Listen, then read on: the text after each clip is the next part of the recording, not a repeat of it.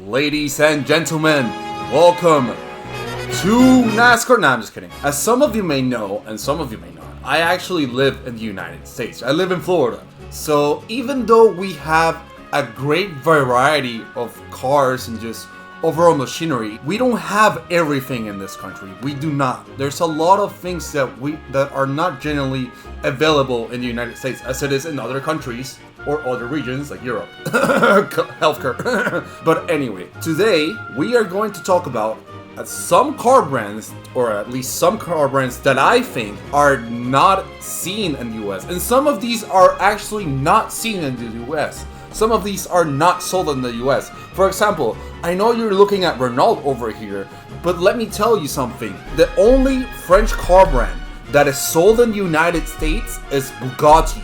That is it. No other car brand that is French is sold in the US. Oh, but Charlie, Bugatti is Italian. Bugatti is not French. Shut the fuck up and read, you gasoline eating fuck. But anyway, let's get started. As you can see here, and I'm sorry for the ads, you can already tell I live in the United States because of the Publix ad. Like that shit is crazy. So as you can see here, we have I have 15 car brands that are not really sold in the United States, or that you rarely see. So let's start with this one, right? So D tier, I am gonna have to put MG.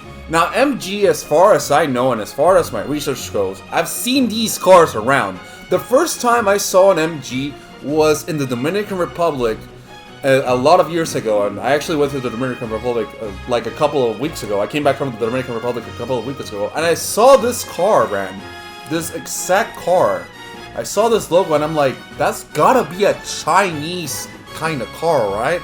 But I was actually kind of right in the money, because MG is actually British, but is owned by the Chinese. It's actually targeted to Chinese market, and it's part of the Chinese market. So I think I'm kind of right, not gonna lie. It's British Chinese, so I'm kind of right. But look, even then, these cars are, as some of you may know, China cars are really not available here. Like Chinese market cars are not available in the United States. So, and for what I see, MG cars are mostly commercial cars, so like SUVs, cars, and sedans. So it goes in these. Now, let me go with a rather more interesting brand, Lada. Lada will actually go in B tier. Lada, as some of you may know, Lada is a Russian car brand. This is actually originally from Russia, or more accurately, the Soviet Union. This car brand is actually pretty impressive considering what Russia and the Soviet Union stands for, or what it used to stand for, you know. I actually have huge respects to the Russian people, because I don't know how they do it, but whenever Russia wants to create something and make it reliable, they do. I am telling you, if Toyota was Russian, they would be Lada. I am not kidding. There's Ladas that last forever and they refuse to die. Like, I mean, if you need proof of what Russians are capable of in machinery and overall, you know, everything like that, just look at the AK-47. I mean, it's kind of a crazy comparison because it's a gun compared to a car, but it's still machinery, right? And the AK-47, it's so fucking good that it's banned. It's banned overall worldwide, I think. It's such a good weapon that it's too dangerous because it's such a good weapon. It's such reliable. It's insane. So yeah, easy B tier, probably A tier personally, but I'm gonna put it in B tier because I don't see a lot of sports cars. They don't have a lot of history in racing. I mean, of course they wouldn't, but even then, it's insane. I highly respect you. I highly respect the Russian people, and I love the Russian people, man. You guys make some incredible creations, and I love you guys for it. The next car brand I want to say is Vauxhall. Now, this is also a British brand. This is also a British car brand, and it's actually quite old. I'm not even gonna lie. I was surprised that this car brand has been around for quite some time. But even then, I don't see a lot of racing history. It's mostly just commercial, but not a lot of racing and motorsports history. So for that reason, it's going in C tier. Maybe I'm wrong. Maybe I overlooked something. Who knows? But for now, I think C tier is fair. Now, Scania, or Saab, is actually pretty interesting because a lot of Swedish cars are sold here, like Volvo and even Koenigsegg are sold here in the United States. So this one is actually pretty interesting. I think some Saabs are sold here. For what I see, are mostly concept cars and trucks. So I'm not sure, but to be fair, they have some pretty cool fucking concepts. I'm not even gonna lie. They have some cool ass concepts. So for that, I can kind of overlook the lack of information I have and give them C tier because the concept cars are actually cool. So now we are gonna go with something rather more common. Suzuki has appeared in motorsports here in the United States. More specifically, the one I can mostly recall is the Suzuki monster truck in Monster Jam. And that one is kind of like my first instance of when I think of Suzuki in motorsports here in the United States. In Europe or Asia, I'm sure they're over there. But here in the United States, when I think of Suzuki in motorsports, I think of that monster truck. But even then, Suzuki is mostly known for their motorcycles. Let's be honest here. Suzuki is known for their motorcycles and their crazy two-wheelers. So I don't know. But even then, they have good car models, and there's some that are relatively available here. They're not really main market, but they are available. But they're kind of hard to come by. So for that, but they are interesting. They are very, very interesting vehicles. So for that, I think I can give it B tier. Now we have here some car brands the car brands we have left here are pretty interesting. So let's get the most obscure ones out of the way. Opel. Now you might be thinking, what the fuck is an Opel? What is this? Where do you even get this car brand from? Well, let me tell you. This car brand is one of the oldest car brands that Germany has. Even way back then, from like the Mercedes-Benz, from like the 1800s. I think this is the second oldest car brand that Germany has, and that is saying a lot. This car brand has been around for a long, long time. It's insane that I don't think I've ever seen an Opel in person. I don't even think I've seen this car model. I don't know if they're sold only in Germany or something like that, or in Europe overall. But I have never seen this car brand. And even then, I was so surprised to see they have such incredible history and such incredible models and everything. And it's like, wow, dude. I was actually impressed. There's so many incredible things that this car brand has, and it should be recognized more. Easy A tier, man. This car brand is actually insane. If you have history, regardless of what kind of genre of mechanics or machinery it is, you deserve it. Because, dude, the fact that you're standing this long and you haven't been recognized, it's insane. It's easy A tier for me. No questions asked. Now, if you thought that is the only German car brand that we were going to talk about, you're wrong. Enter Gumpert. Now, Gumpert, you might not really hear that car brand that much, but these guys created one of the most capable road cars ever made with the Apollo. If you thought the Bugatti Veyron was impressive, you haven't seen the Gumpert Apollo. I think that is the only car that back in the day was capable of fully rival the Bugatti Veyron 16.4. I mean, it's insane, and they did it with such less budget, and it costed much less for what I know. I mean, and the car is even more rare than a Bugatti Veyron. And the fact that people are like, what? Oh, Bugatti's this, Bugatti's that. Yeah, Bugatti has a lot more models, but dude, if you gave Gumpert the budget that Bugatti or Koenigsegg have, they would have gone crazy. I am sure of it. Easy B tier. And probably A tier. I'm gonna put it in B tier. I'm gonna try to be fair because I couldn't find any more models, like any more notable models as the Apollo. So for that, I'm gonna put it on B tier, but it's like this fucking close to be A tier. Now here are some Italian brands. Yeah, that's right. You thought that Ferrari, Lamborghini, and Maserati and Fiat are the only ones? No, my friend, you are wrong. Now, let's start with the Tomaso.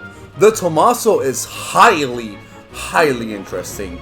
I think with the Pantera and everything that this car brand stands for, it's insane. And let me tell you something. I think I researched a little bit on this, but I couldn't really find much information about it. So this is kind of a rumor, to be completely honest, but even then, it sounds pretty. It sounds believable. The Devil Sea from Walking on Midnight was actually inspired by a story of a Dev Tomaso di Pantera that was so damn fast. Like, the Devil Sea was inspired by a Dev Pantera. It's insane. Insane. I'll put the link to it. I'll put the link to the story somewhere in the description. I saw a video of it. There's also a video of it too, if I recall correctly. So I'll put that in the link in the description. But wow, dude. I never thought yeah, solid A tier. And they have cool history too. Their concept cars are actually pretty cool as well. Solid A tier. I'm gonna put it behind Opel cars. But to be fair, they're pretty tied. I think they're tied, but I'm gonna give Opel the edge because of their longevity and because of how long they've been out there. Well, Lancia is also Italian, but they're mostly well known for their rally division. Lancia has some of the most outstanding and fastest cars in the gravel. I mean, it's insane. Some of those cars are so quick as a 0 to 60 in 2-point-ish seconds. It's crazy. I mean, they have such a good trophy cabinet in fucking rally, and even in some GT motorsports as well. I think, I'm not really sure, but even then, dude, I think this top of A tier, man, easy top of A tier. The thing is that they're not really well known. They're not really well known outside of rally for what I see.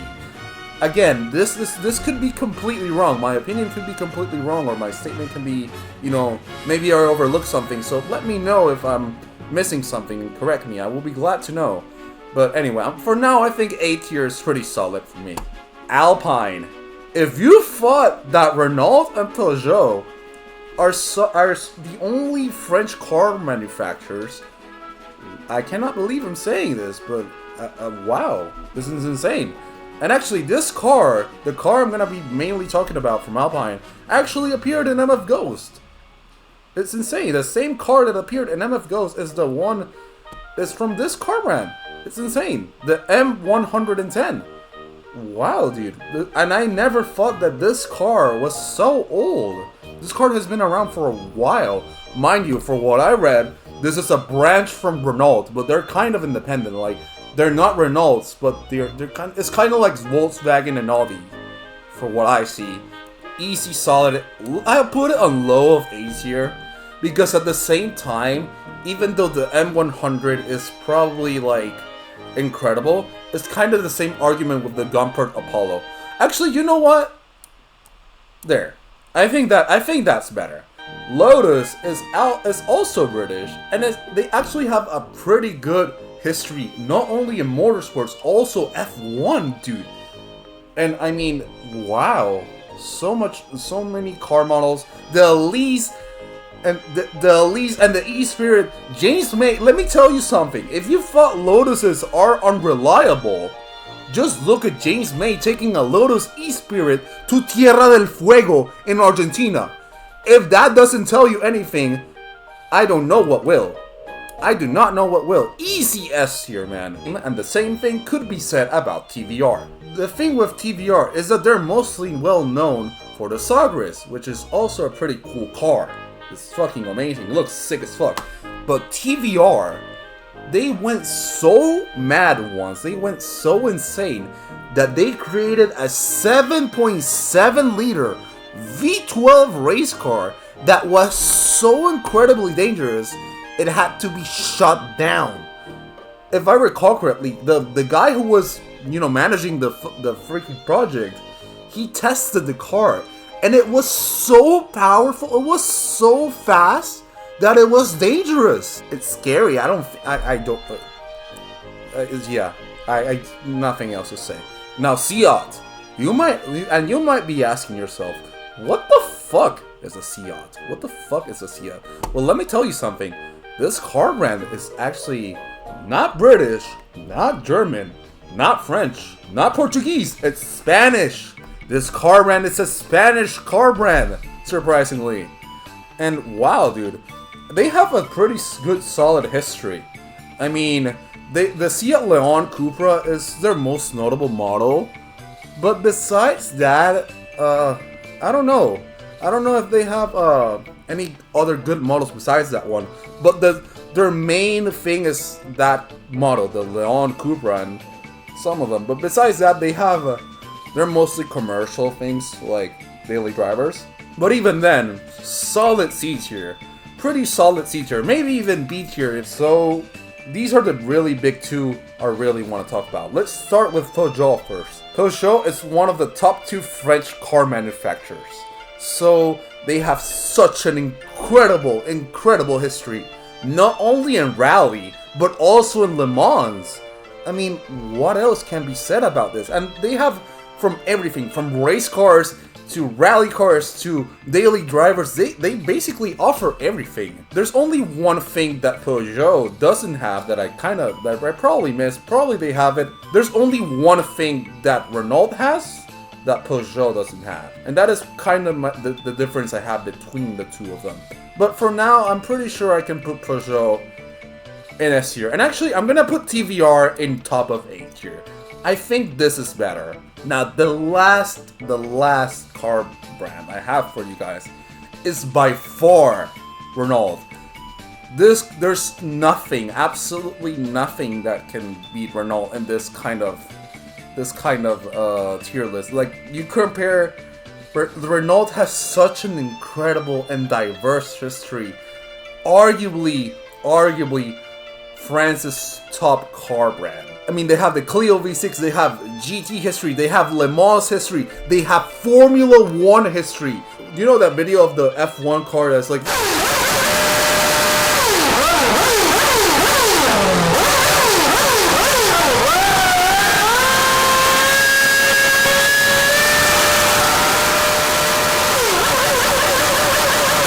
You know that car? That car is actually a Renault driven by Fernando Alonso.